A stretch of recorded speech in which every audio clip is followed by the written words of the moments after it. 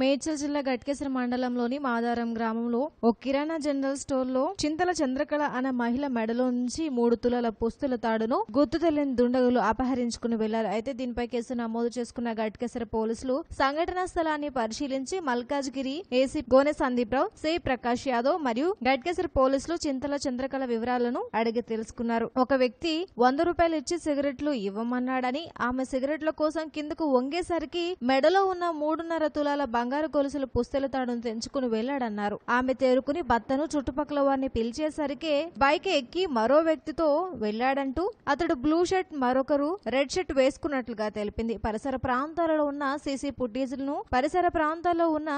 Footage ను పరిశీలిస్తున్నట్లుగా పోలీసులు తెలిపారు. టైం 1:40 అవుతుంది. ఒకతను డౌన్ లో బైక్ పైన ఉండంట. ఒకతను షాప్కి వచ్చిండు. షాప్కి వచ్చేసి సిగరెట్స్ ఇవ్వమంటే 100 ఇచ్చిండు. సిగరెట్స్ ఇచ్చి కౌంటర్లోకి చేంజ్ ఇద్దామని చూసేసరికి వంగేసరికి పైకి లేపింది. వెళ్ళేసి వచ్చింది. వెళ్ళిపోతానే ఉంది. మా ఇంట్లోకి వెళ్ళి మా ఆయన నుంచి వచ్చేసరికి వెళ్ళిపోయింది. వెళ్ళేసింది. అది